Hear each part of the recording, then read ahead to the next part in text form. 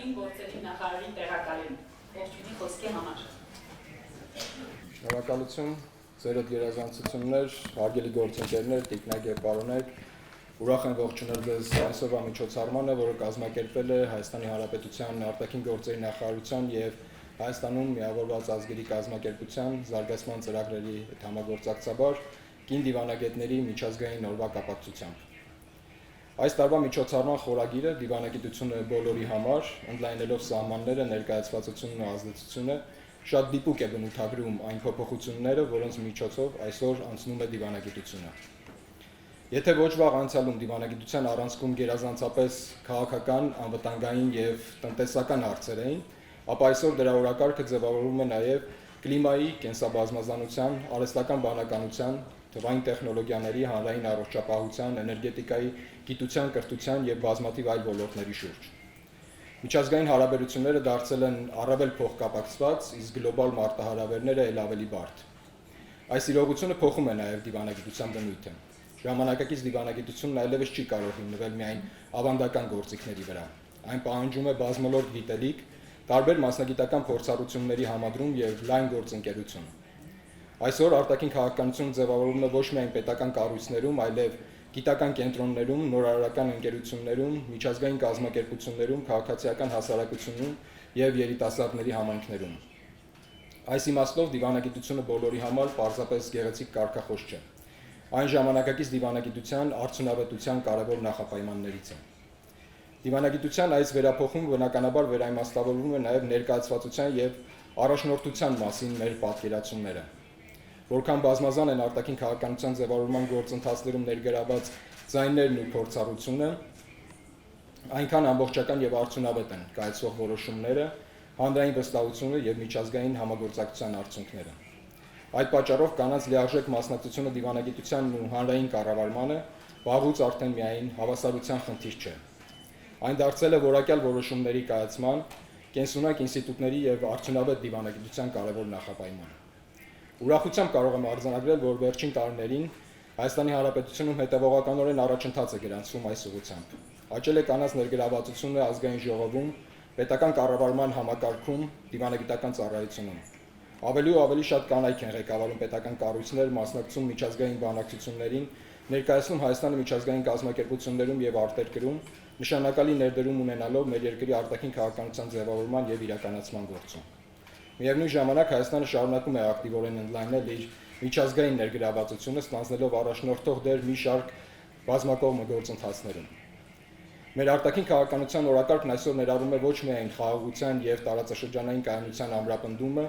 այլև փոխկապակցվածության զարգացումը, թվային փոխակերպումը, կենսաբազմազանության պահպանումը, նորարարության խթանումը եւ կայուն զարգացման նպատակների առաջմղումը։ Մենք առաջնորդվում ենք այն համոզմամբ, որ այս բոլոր ուղղություններում կայուն արդյունքների հնարավոր է հասնել միայն ներառական համագործակցության միջոցով։ Նշյալ զարգացումները համահունչ են նաեւ միջազգային այն քննարկումներին, որոնք վերջին տարիներին ծավալվում են ներառական եւ ֆեմինիստական արտաքին քաղաքականության շուրջ։ Թեև պետությունները որդեգրում են տարբեր մոդելներ, այդ քննարկումների առանցքում մեկ ընդհանուր գաղափար է՝ արտաքին քաղաքականությունն ավելի ներառական եւ հասարակությունների կարիքներին ավելի արձագանքող դարձնելը։ Հայաստանը կիսում է այդ մոտեցման հիմքում ընկած արժեքները եւ միացել է նախորդ տարի Փարիզում եւ այս տարի Մադրիդում կայացած ֆեմինիստական արտաքին քաղաքականության նախարարական համաժողովների համատեղ քաղաքական հռչակագրերին, վերահաստատելով իր հանձնառությունը մարդու իրավունքներին, գենդերային հավասարությանը, ներառական կառավարմանը եւ արդյունավետ բազմակողմ համագործակցությանը։ Այս մոտեցումը գործնական արտահայտություն է ստանում նաեւ Հայաստանի բազմակողմ նախաձեռնություններում։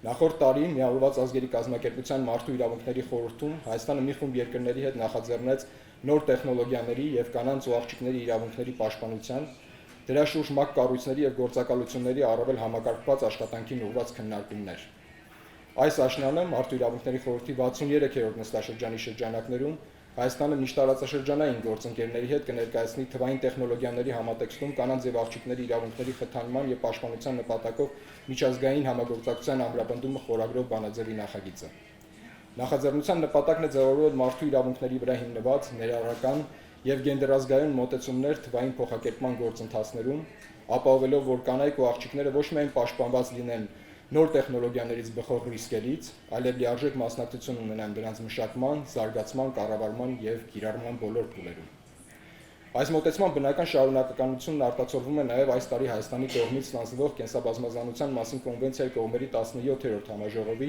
նախագահության առաջնահերթություններում։ Ուրախ եմ նշել, որ COP17-ի կարևոր նախաձեռնություններից մեկը լինելու է կանանց ֆորումը, որը կհամախմբի կին առաջնորդների, փորձագետների եւ քաղաքացիական հասարակության ներկայացուցիչների քննարկելու կանանց դերը կենսաբազմազանության պահպանման եւ կայուն զարգացման առաջնորդման գործում։ Վստահ եմ, որ այս արտակը նոր խթան կհանդիսանա փորձի փոխանակման, համագործակցության ամրապնդման եւ բնության պահպանության, ինչպես նաեւ ավանդական գիտելիքների փոխանցման ու համայնքների դիմակայունության ամրապնդման ոլորտներում կարանց կարևոր դերակատարման առավել լայն ճանաչման համար։ Հարգելի գործընկերներ, ՄԱԿ Գլխավոր ասամբլեան սահմանելով կին դիվանագետների միջազգային օրը ոչ միայն փորձել է արժևորել կանանց ներդրումը դիվանագիտության եւ միջազգային համագործակցության գործում, այլև կարևոր ուղերձ է հղել միջազգային հանրությանը, հիշեցնելով, որ ավելի խաղաղ, արդար եւ կայուն աշխարհ կառուցելու համար յուրաքանչյուր մարդ պետք է հնարավորություն ունենա իր ներդրումը բերելու այդ գործընթացներին։ Հաճախ ասում եմ, որ դիվանագիտությունը սեփական երկիրն աշխարհին ներկայացնելու եւ աշխարհը սեփական երկրին բացահայտելու արվեստն է։ Այսօր այդ առաքելությունը ձեռք է բերել նոր բովանդակություն։ Այն ենթադրում է ոչ միայն պետությունների միջև երկխոսություն, այլև կարողություն համախմբելու տարբեր գաղափարներ, փորձառություններ եւ մարդկանց ընդհանուր լուծումներ գտնելու նպատակով։ Կարևորելով այսօրվա քննարկումները, որոնք հաստատապես կնպաստեն նոր գաղափարների ձևավորմանը, համոզված եմ, որ ժամանակն է համախմբել բոլոր ջանքերը կանանց մասնակցության համար իրական հնարավորություններ ստեղծելու նպատակով։ Շնորհակալություն։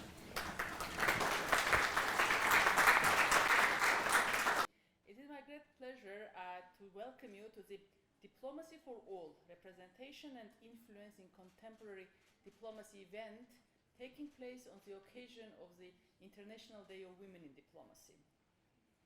I'm delighted to note that this is already the third iteration of marking International Day of Women. Allocated time for the discussion is around. So with this, dear colleagues, as countries seek to build peace.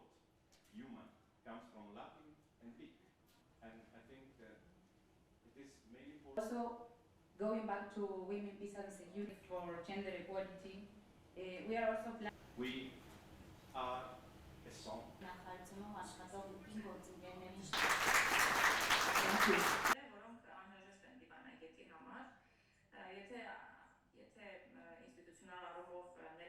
The key to this has been to be able to draw. For inviting me to this panel, it's an honor to share the floor with so many brilliant speakers. I'm very pleased to invite the spokesperson of the Ministry of Foreign Affairs, Ms. Ani Badalyan. Maybe you could share your perspective and experience about the Armenian Foreign Service and the women's participation and empowerment through the Foreign Service, but also from the perspective of the strategic communication and diplomacy, how over time you feel that the strategic communication and diplomacy change the role of diplomats at foreign ministries. Badalyan, over to you. Thank you very much. Thank you for joining this event. The UNDP and other embassies accredited in Armenia. It's a great privilege to be among you because relatively when I look around, of course, I'm maybe the youngest participant here in the panel, but it's a real privilege to join you. So you know, when before coming here, I was talking to my team at the Department on Media and Public Diplomacy. I was saying, you know, we have an event, and I have certain points in my mind, but I want you to say what would you expect me to say there? And one of them, and I can say that maybe I won't name him because he is here, but one of them said, you know, just look around. It's 15 people in our team. 10 are women, 5 are men. So what else could perfectly describe how we work and how we function here? But personally, me and I believe everyone in the team is proud of the fact that we women are not more in numbers, but how the team is functioning coherently and how we work together, bringing different perspectives. And you know, believe me, everyone in the team is so different. Being a man or a woman, they are all human and they really have different perspectives, being younger or a bit older, so they truly contribute towards what we are doing. So I think this, for me, this is perfectly describes how we see the diplomatic service at the MFA. So I truly share that the numbers do not tell the whole story. Sometimes they are even in favor of women being represented in certain group, but it's what matters how we all together make this team work in a way that we can make the best outcome. Speaking about the diplomatic service overall, Deputy Foreign Minister and my colleague Ina, they spoke about it already. I can bring more numbers. The percentage of women in our diplomatic service is growing. This year, when I was preparing the data for the Day of Women Diplomats, I saw that the number of women in our MFA overall, both in the central apparatus and in diplomatic missions, is 48.5%, which is quite a number, I guess, because I hear other numbers here being mentioned. It has grown since last year. Last year, when Minister was participating in Feminist Policy Conference in Paris, he mentioned 44.4%. So at least 4% is higher. Of course, it was interesting for me to see that we have more women representation at the central apparatus. It is, believe me, 59% in the MFA, the central apparatus, and 41% in our diplomatic missions. How can I explain it? I mean, if we look into the data and statistics, I think it would be even useful, but I assume this is because we have more young people joining the MFA who haven't yet been posted outside. Of course, I couldn't be so proud as ambassador of Switzerland because the number of Armenia's ambassadors abroad is not so big. We have 7 ambassadors out of many more. But I think what is important that the tendency is towards increasing the number, and what is the most important for me as well, that this is only merit-based process. It is not because we need more women representation abroad or less, but because we see that there are more women who deserve being representative of a country, especially for a country which has gone through so many challenges and has so many perspectives at the same time. Yes, but on the other hand, just speaking about the numbers to give the holistic picture, at the MFA we have almost the same number of the head of department, which is also quite almost the same number of women and men. And I say almost because here we have more women than men, which is also kind of, I think, telling. I can, of course, I should accept that we need more women at the higher levels of the organization. But I think this is also not an automatic process, but it takes also some time and efforts towards that. Recently, we had also a change in our law on diplomatic service, which also meant certain changes for the families who are working in our diplomatic missions. For example, we had a regulation for some years that if there is a family working in a mission, the family member who was receiving a lower salary would receive the half of the salary, so which was kind of strange. Now with the new law, this amount is the same. So even both members of the family are working in the same diplomatic mission, they are receiving the salary they are deserving for their job and their position they are doing. But of course, this is the diplomatic service, but I think we can be proud of Armenia's numbers when it comes to tech sector. Where I hear that Armenia's average is even higher of the overall world average. I don't have the most recent data, but when we were speaking in the previous conference, Armenia's women percentage in tech was 30%, which is higher of the average 20.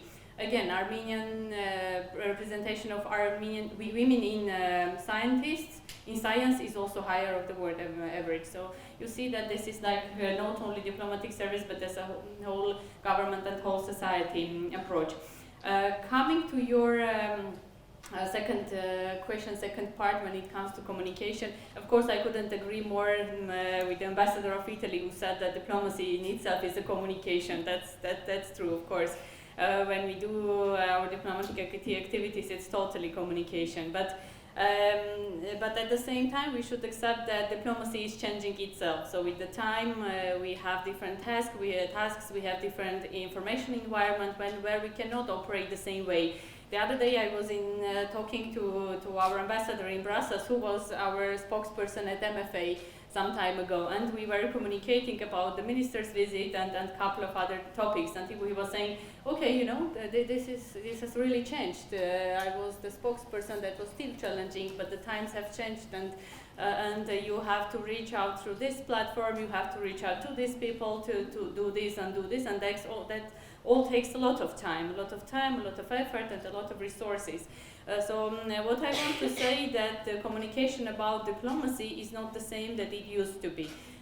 Today we are speaking about diplomacy for all, meaning the inclusivity in diplomacy, yes, but as the person who is responsible for the communication, I'm looking into diplomacy for all from a different perspective, that diplomacy should deliver for everybody, because foreign policy is not efficient and it's not effective if you do not gain the public trust. It's both about the international perception of the country, but also the trust in your own country, among your population. If you do not create this trust, then okay, I can say that you fail. I can say so, because you know, if you do not have the respective messages there for your citizens, then you are not delivering. I've been the spokesperson for around 3.5 years. I think at the first point when I was appointed, I felt the responsibility of being there to communicate, to deliver, to make sure that what is done by a single diplomat at the Ministry of Foreign Affairs is seen. And now I am convinced that this is the only way to show and to build the trust among the population. And okay, if the environment is changed, then maybe we need more transparent diplomacy. Because you know, information flows, and sometimes we have to catch up by this information. What has been our strategy? I think at the MFA it's been the proactive strategic communication, whether we can deliver our own messages beforehand, or we have to debunk and refute all the information that's going on. I think, of course, the proactive communication is the best way to do so. And you know, there is one also layer which I would like also to touch. When we speak about transparent diplomacy and information, there is always balance between the confidentiality and communicating enough so that you can still deliver the way that your people want to hear. For example, I remember my experience when there were the negotiations between Azerbaijan and Armenia on the peace treaty. You can imagine that it's a sensitive topic, there are so many topics being discussed, but you cannot tell everything. But you want to tell a lot, but you can't. So, you know, as a person who was sometimes being there at the negotiations, I was entering the room knowing that all my journalist colleagues, some of them I saw here in the room, they were waiting for the first news to come. Everybody, did the negotiations started, did the meeting start? So my first task was to be so quick. Sometimes my colleague, the photographer, she is here, I was asking her to give me the photo before the meeting started. She was joking me with the colleagues saying, you know, Annie is asking me photo when even the meeting hasn't started. So this has been the strategy, to communicate as transparent as we could, as open as we could, because of course there are certain boundaries. For that, and you cannot ever please the media. They are always so demanding, but of course you can find a way to cooperate in a way that the outcome is efficient for the population and for the society who is watching both of you. Yes, again, about the strategic communication, what has been also the challenge from the perspective of the Ministry of Foreign Affairs, it has been the challenge to reach all, as I mentioned, yes, and especially in our case, what I felt, to reach the young people. Again, when I was asking my team today, what do you feel as a change in your activities since you have been working, they said that the challenge to reach the young people, because they might be interested in your foreign policy, they might not. But in a transformation period that Armenia is going through, it's important to engage everybody so that they understand what are the priorities of the foreign policy and why this foreign policy is conducted, not only for the generations that have been going through the conflict, they know everything, but also for the youth for whom the Ministry of Foreign Affairs or the government wants a brighter future, wants a future where there is no conflict and more possibilities. So as you can imagine, I can talk about communication a lot for a long time. But maybe what can I add also before summarizing that another part of these activities for a diplomat is the public diplomacy, and this is not about short-term policy communication. This is about long-term relationships with the foreign audiences, and here comes, of course, the economic diplomacy and other policies which become more and more important for Armenia. Let's say so. Yes, I think I mentioned to summarize. What does this mean? If we have a changing environment for the diplomats, then it means that diplomacy in the MFA and everyone should adapt themselves. If we keep moving the same way, it doesn't seem to be the same efficient the same way. So I don't imagine a diplomat now that who couldn't be efficient in digital diplomacy to master digital platforms or not knowing the cultures of the countries where they go or the economic policies, because this is all over the part of the whole activities. To summarize, again coming back to personal experience, Ambassador from Italy mentioned that when he joined the MFA it was a male environment. I joined MFA 12 years ago in 2014, and I am proud to say that already at that point MFA of Armenia was not a male environment. And Ambassador of Switzerland spoke about the role models. I had my own role model, our ambassador in Brussels, who was there when I joined our team in Brussels. So I think I have been lucky to be in an environment which appreciated women ambassadors and women diplomats. But at the same time, I'm proud to see that the change is even bigger now. I see that last year when we had the recruitment to diplomatic school from 11, if I'm not mistaken, but it's approximately from 11 new young people who came to diplomatic school, only 2 were men. So okay, now we need to think about the other way around. You see, in my team they are always joking about this. So when you speak about gender equality, now you need to speak about the other way around. To conclude, I think we each and also through the generations have our own experiences. But as a human, being a man or woman, we have our own engagement. Yes, and one more point. When I was preparing the post on International Day for Women Diplomats, one of my colleagues prepared the text, which was saying that women have their unique contribution in diplomacy. My first reaction was that it's not about contribution; it's about engagement, because our engagement is equal. It's not a practice that others are doing and women are contributing. It's a joint venture, it's a joint activity where men and women have their own equal engagement. So with this, I conclude and I pass the floor to the next. And this is really a priority for us. Talking about the other main perspective, maybe that sometimes men do not understand. Today, from all the presenters, international leadership program. It was capacity building in international relations. We learn very important data. Thank you so much. You are looking for a Swiss alumni. Yes, indeed, there is one. So happy to join all the activities. I studied in GCSP in Geneva several times. So happy. I wanted to respond to Lebanese ambassador. When I was a student at the Yerevan State University in the Faculty of International Relations. For the first time I was participating in an international conference, and that was a model conference, and I picked a card that I was going to represent the country that was mentioned there, and I looked at it and that was Lebanon. And the first thing that I thought, I wrote a letter to then Lebanese ambassador. It was the first time that I was engaging with the diplomatic corps in Armenia. I was the second year at the faculty, and he responded so quickly. I think it made the difference for me, because I felt that diplomacy is not behind the closed doors. He was so welcoming, he accepted me at the embassy, he gave me a lot of information about the Lebanon.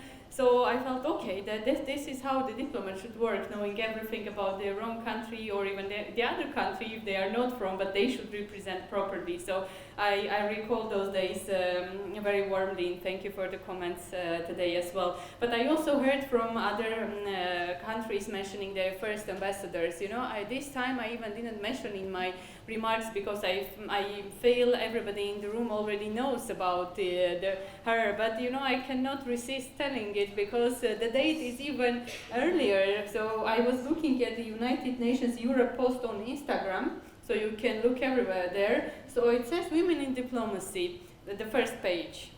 So you turn on the second page, there is Diana Apgar, Armenian, born in 1859 till 1937, and she was appointed honorary consul of Armenia to Japan in 1920. Widely recognized as the first women to hold an official diplomatic post in modern diplomacy. And of course, then we have all remarkable women who served in diplomacy. But of course, I could not resist myself of remembering and knowing her and all other diplomats who served in different circumstances, not today, but made remarkable contributions. So on behalf of the MFA, thank you everyone who was here today, and looking forward to other next occasions to talk about more women in diplomacy.